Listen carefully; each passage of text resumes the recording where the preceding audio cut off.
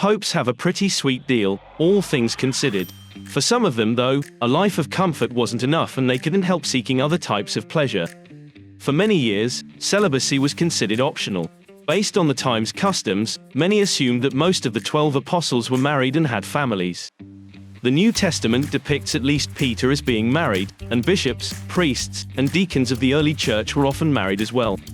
All of that changed in 1139 when it was decided that men could only join the church leadership after making the ultimate sacrifice. As it turns out, not everyone got the memo. Pope Paul III. Paul was born in 1468 in Canino, Italy. He was the oldest son in a family that had already produced 2 popes. They had already prospered over the centuries, but after Paul became the pope, their wealth exploded. Forget about Wall Street, religion is where the real money is. He held off ordination to continue his promiscuous lifestyle, fathering 4 illegitimate children, 3 sons and 1 daughter, with his mistress Sylvia. He finally broke his relations with her in 1513, but not before making his illegitimate son Pier Luigi Farnese the first Duke of Parma. He eventually became the Pope in 1534. Pope Alexander VI. Now this is next level. Paul was wise enough to renounce his promiscuity after becoming Pope, but Alexander VI was different. Born into the prominent Borgia family in what's now Spain, Rodrigo studied law at the University of Bologna. He was made a cardinal in 1456 after the election of his uncle, and a year later he became vice-chancellor of the Catholic Church. He proceeded to serve under the following 4 popes, acquiring significant influence and wealth in the process. In 1492, he was elected pope, taking the name Alexander VI. He had a long affair with Miss Vanoxide Catanei while still a priest before becoming pope. This would be a recurring theme for Alex. Sometime later, his new mistress, Julia Farnese, gave birth to a daughter while Alexander was in his 60s and reigning as pope. Alexander fathered at least 7 and possibly as many as 10 illegitimate children, doing much to promote his family's interests, using his offspring to build alliances with several important dynasties. Was that a pope or a king?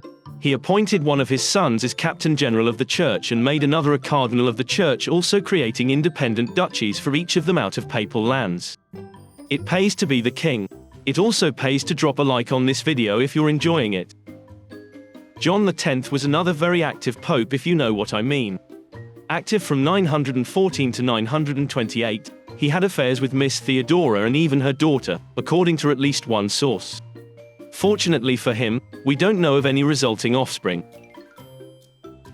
Our popes so far were interested in the opposite gender, but that's not always how things go. Leo X was in power from 1513 to 1521. He was never married, but he was accused, after his death, of homosexuality by at least 2 parties.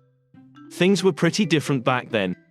Julius III was alleged to have had a long love affair with the suave Innocenzo Ciocchi del Monte, which was a cause of great public scandal. The Venetian ambassador at that time even reported that Innocenzo shared the Pope's bed. Our last Pope saw beauty in men and women. Here's Benedict IX. This fella had plenty of haters. He was accused by a bishop of many vile adulteries, and a fellow pope wrote of his grapes and other unspeakable acts in a book he published. His life prompted Peter Damian to write an extended treatise against illicit loving, especially with the same gender. In his Liber Gomorrhianus, Damian accused Benedict IX of routine lovemaking with men and even bestiality and sponsoring lovemaking in large groups.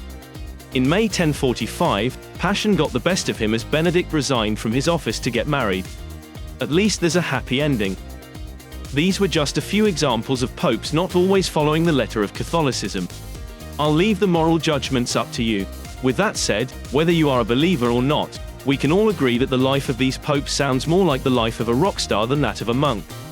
Thank you for watching. Leave a like if you enjoyed these stories and subscribe for more stories from our weird world.